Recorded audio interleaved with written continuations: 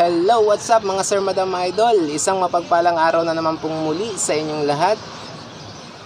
Ngayon ay ibabahagi ko sa inyo kung paano ko ginagawa ang body ng ating Calandius oil.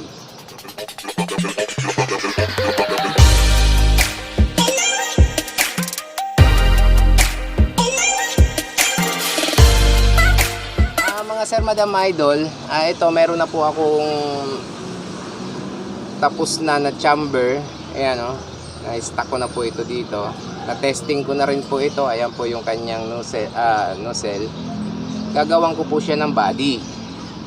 So, ipapakita ko sa inyo mga sir idol para makunan din po ng idea ng ating mga gustong mag-DIY, gustong gumawa ng kanilang sariling Calandius oil. Kung may gamit ka naman, meron kang welding machine, may grinder, may barena, at ikaw ay may pagkakaalam sa pagpapabricate, masusundan mo po ito.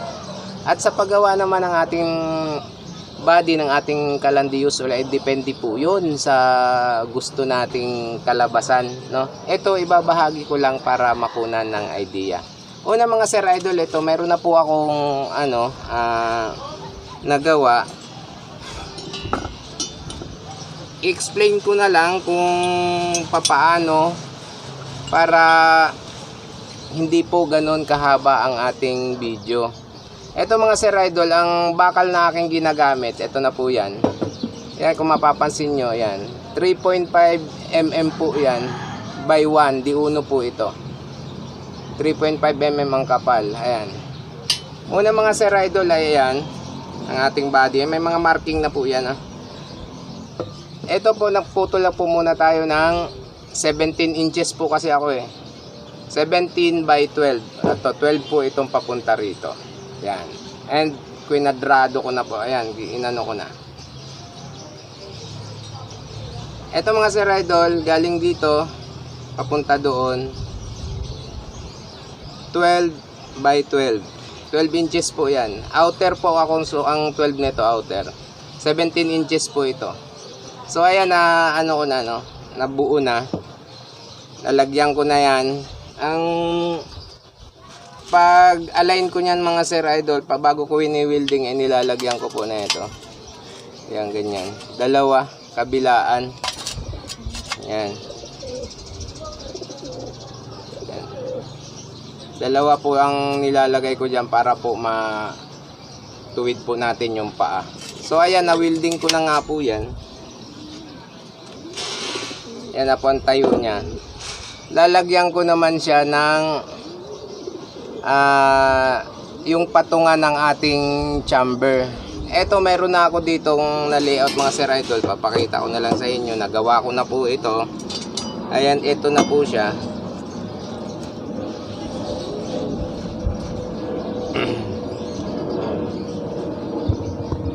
Ayan. Kung mapapansin nyo sir idol, may mga guhit po yan. Ayan, may guhit na po ako dito. Naka-cross po ang guhit niyan. Yan. At ito na rin po yung pagpapatungan natin, yung nakaganyan. Yan. So ilalagay muna natin to dito dahil may mga bracket po ito. Ayan, pansin niyo mga sir idol, may mga guhit na ako diyan, nakasentro po na yan. Ganyan na po yan. And then mayroon na po din akong pinutol na yung mga pangpaan niya, pang bracket niya, yan po. Yan. Ito po ay mga nakaset na. Ito po. Yan. Ito po sinadya ko to para pagpasok dun sa gitna ng angle bar ay kung halimbawa po ganyan, no, nakalalapat po siya. Yan, no. Kasi kung ganyan po, tingnan nyo, malayo. Ayan. Kaya ganyan po. So, ayan, dyan, dito naman po yan. And dito.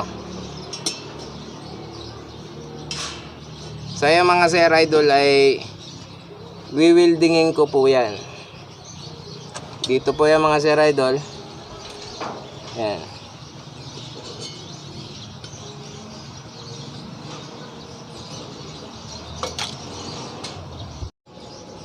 So ayan mga sir idol, naispatan na natin yung apat, iaangat na po natin yan. Yan. Pwedeng tanggalin. Pwede po natin yan tanggalin. Yan. At iipitin po natin ang vice grip dito para po may full weld po natin. Yung talagang masigurado natin na lapat siya.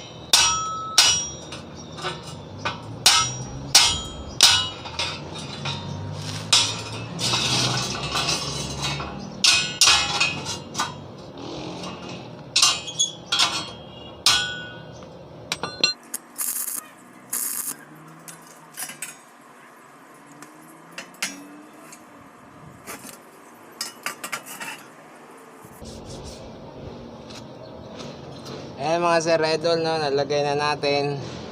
Ito ang ating spacer para same sila lahat. Ayan. Full weld na lang mga sir, madam idol.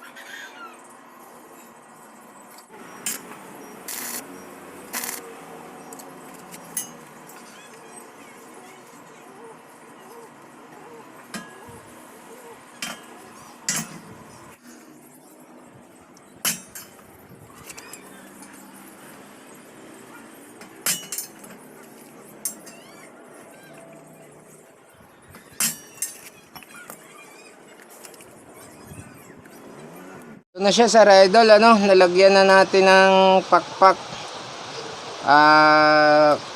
Bubuhin ko na lang yung butas. Umuulan mga sir idol, kaya medyo nalanganin ako sa paggawa. Kaya nagtabing na. Tingnan nyo mga sir idol, umuulan. Ayan o. Nandito lang po kasi ako sumiksik sa sulok. Dito lang po ako sa aking taas ng bahay. Kulang po kasi sa bubong dito, yung silungan. Pero sa abot ng makakaya, Sir Idol, gagawin pa rin po natin. Ayan. Lalakihan ko na lang po ng butas ito. Itong tatlo. 1/4. Pati po yung doon.